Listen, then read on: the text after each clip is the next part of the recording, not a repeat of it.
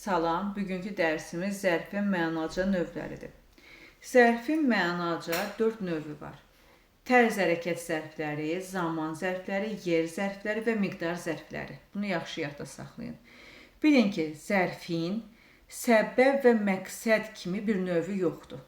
Onlar sintaksisdə zərflik bölməsinə aiddir və müxtəlif nitq hissələrinin köməyi vasitəsilə yaranırlar. Amma siz indi burada görəcəksiniz ki, bir qrup sözlər tərz hərəkət zərfi gedəcək, bir qrup sözlər zaman, bir qrup yer, bir qrupda miqdar zərfləri adlanacaq. Amma səbəb və məqsəd zərfliyində belə bir xüsusiyyət yoxdur. Məsələn, deyirəm ki, uşaq istidən tərləmişdi.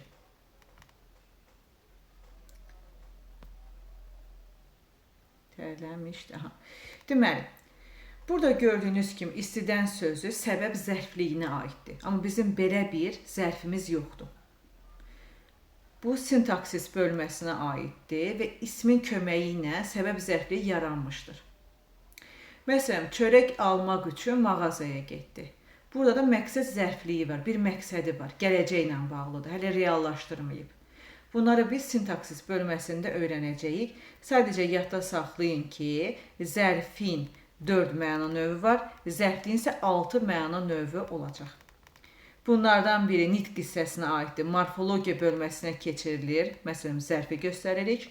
Amma deməli, zərflik isə sintaksis bölməsinə aiddir. Bunları qarışdırmayın. Deməli, indi başlayaq. Bunlar haqqında sizə məlumat verim. Tərz hərəkət zərfləri haqqında deməli, sizə məlumat verəcəm. Tərz hərəkət zərfi hərəkətin, bəzən də əlamətin icra tərzini və ya icra vəziyyətini bildirir. Sualı necə, nə cür, nə tərzdə, nə vəziyyətdədir. Quruluşca 3 cür olacaq. Ümumiyyətlə, bütün növləri, bunun 4 növü var. Hər biri quruluşca sadi, düzəltmə və mürəkkəb olur. Sadə, yaman, dürüst, təkrar və s. Dahiyanə, daxilən, qəfildən, əyri, addımbaşı, at üstü, birdən-birə gördüyünüz kimi bunlar da ki, defislə yazılmış olacaq. Yəni, mürəkkəb zərflər siz bilirsiniz ki, həm bitişik, həm ayrı, həm də defislə yazıla bilir. Tərz hərəkət zərfləri bəzən əlamətə də, yəni sifətə də aid olur. O yaman yorğun idi və görürsünüz, mənim xəbərim sifətdir. Bundan əvvəl gələn sözə mən deməli, sifət deməyəcəm, təyin deməyəcəm, zərf deyəcəm, zərflik olacaq cümlədə. Tərz hərəkət zərfləri ilə tərz məzmun ifadə edən qoşmalı sözləri və feili bağlamanı qarışdırmaq olmaz. Baxın, deməli, ıb üzəri 4, ara gərək, madam mədən, ə şəkilçiləri, zərfdə belə bir şəkilçilər yoxdur. Belə yadda saxlaya bilərsiniz.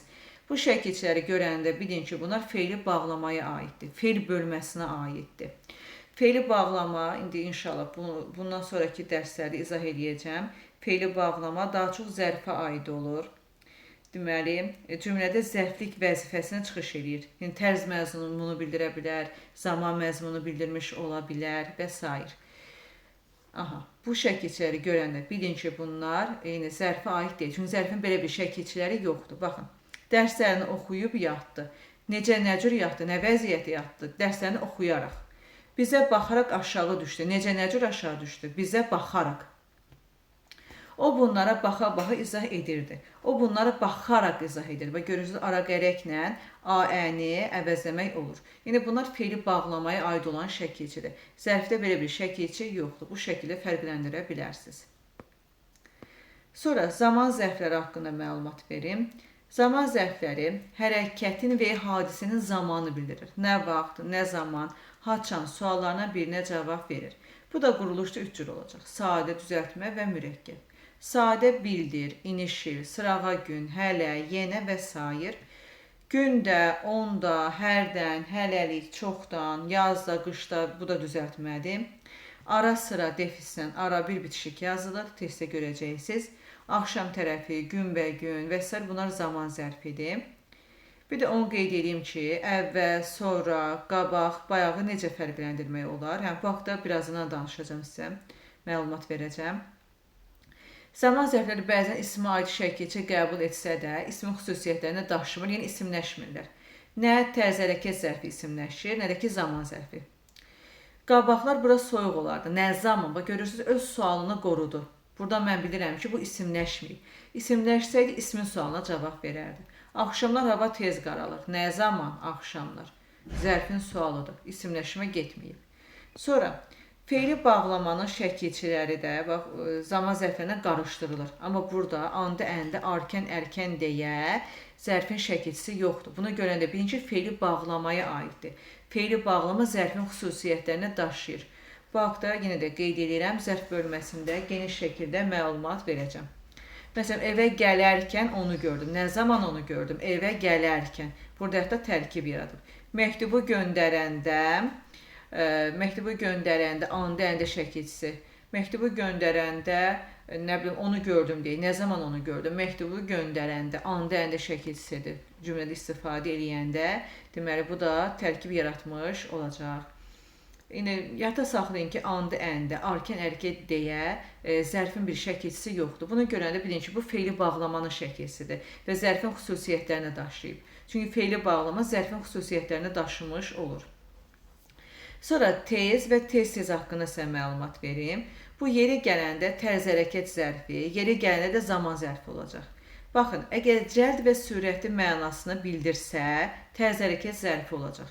Amma vaxtından əvvəl, davamlı, mütəmadi mənalarını bildirsə, zaman zərfi olacaq. O tez danışır, o sürətli danışır, cəld danışır şəklində. Bax, görürsünüz, əvəz eləmək olur. Bir də deyirəm ki, o tez qocalıb, yəni vaxtından əvvəl qocalıb. Bizə tez-tez gələrdi. Davamlı, mütəmadi şəklində olanda, deməli, biz deyirik ki, bu zaman zərfidir. Yəni, davamlı gələrdi, mütəmadi şəkildə gələrdi. Bu şəkildə fərqləndirirlər. Tez və tez-tezi. Testdə görəcəksiniz, diqqətli olun. Yer zərfləri hərəkətin icra olunduğu yeri bildirəcək. Hara, haraya, harada, haradan suallarına birə cavab verəcək.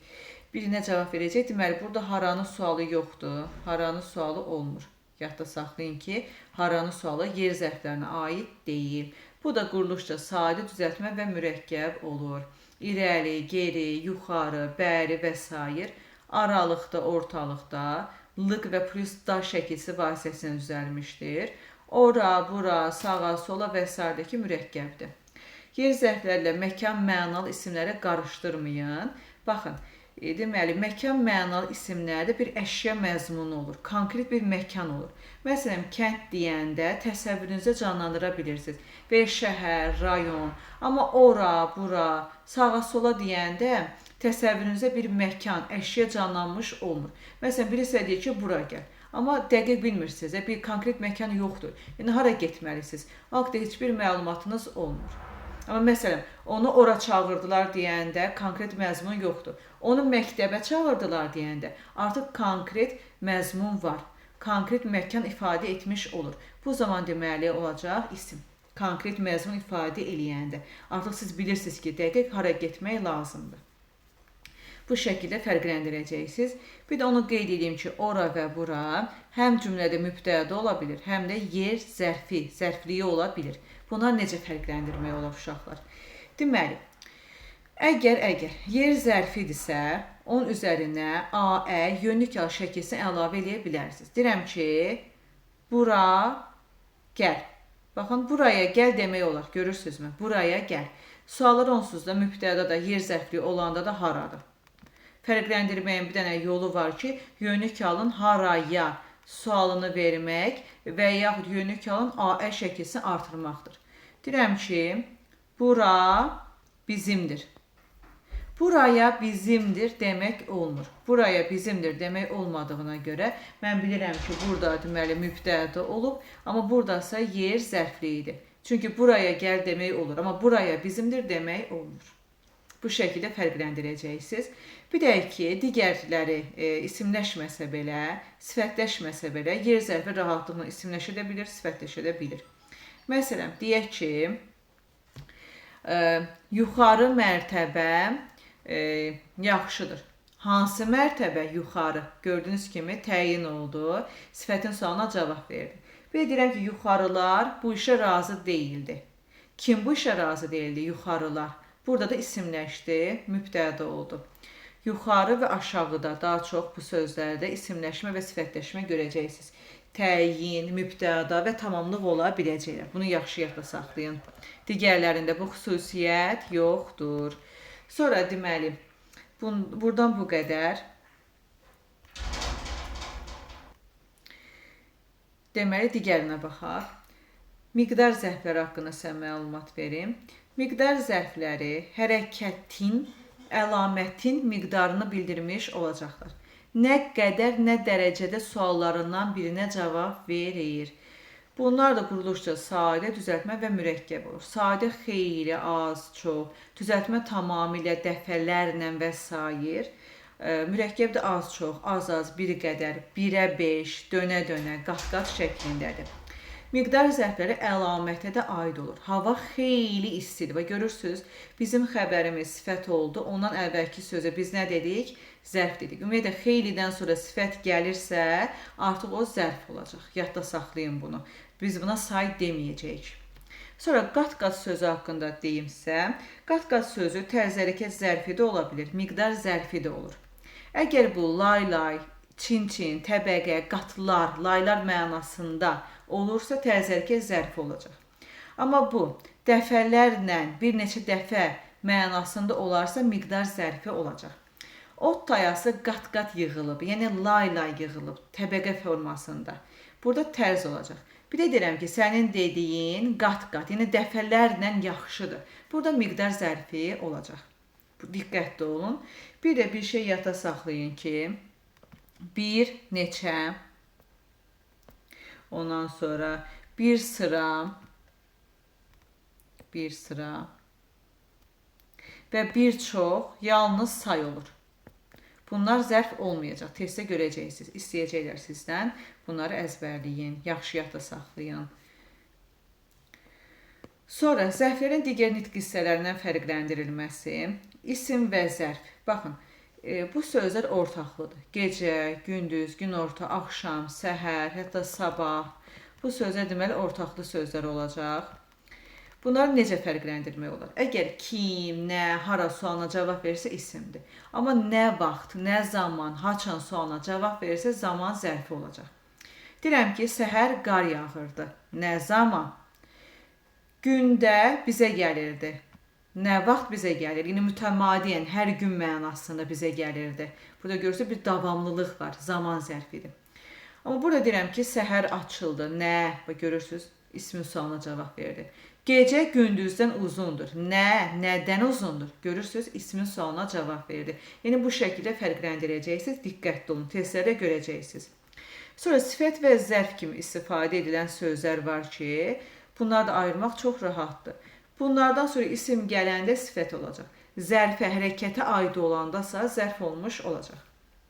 Məsələn, yaxşı oxumaq, baxın, məsdərə aiddir. Bu bir feildir, feil bölməsinə aiddir. Bəli, buradakı zərf olacaq. Sonra, deyirəm ki, yaxşı insan, baxın, ismə aid olub, deməli bu sifətdir. Bu şəkildə fərqləndirilir. Gördüyünüz kimi rahatdır, yəni çətinlik yoxdur burada. Sonra, say və zərf, qoşma və zərf kimi işlənə bilir. Say və zərf. Say əgər saydısa, həmin bu sözlər ismə aid olacaq. Bunlardan sonra isim gələcək. Amma əgər zərfdirsə, bunlardan sonra feil və yaxud sifət gəlmiş olacaq. Məsələn, deyirəm ki, az danışmaq, baxın, feilə aid oldu. Xeyli oxumaq, xeyli gözəl, baxın, sifətə aid oldu, deməli bu zərfdir. Xeylidən sonra sifət gələrsə, zərf olacaq.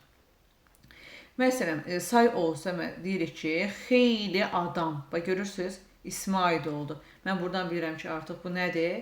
Saydır. Az iş, ismə aid oldu. Deməli, bu saydır. Sonra əvvəl, sonra, qabaq, bəri, doğru, tək, ayrı, qoşma və zərf olur. Bunları necə fərqləndirmək olar?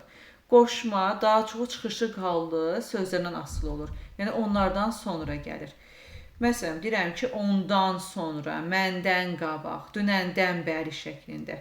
Zərf kimi olanda əvvəl fikirləş, sonra danış. Bu şəkildə olur. Əvvəl gəldi, müstəqil formada istifadə edildi, hər hansısa bir sözün asılı olmadı. Eyni zamanda da bunların yerini dəyişmək olur. Necə?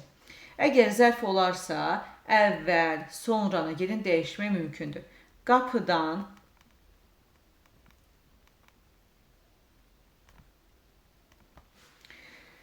Deməli, qapıdan əvvəl mən çıxdım şəklində yazırıq. İndi baxın, əgər bu zərfdirsə, mən əvvəlin yerini dəyişə bilərəm. Əvvələ gətirmək olar. Əvvəl qapıdan mən çıxdım. Gördüyünüz kimi yerini dəyişmək oldu. Məndən əvvəl o gəldi. Əvvəl məndən o gəldi şəklində demək olmur. Deməli, bu dəyişə bilməyəndə qoşma olur. Dəyişə biləndə zərf olur. Bugünlük bu qədər. Sağ olun.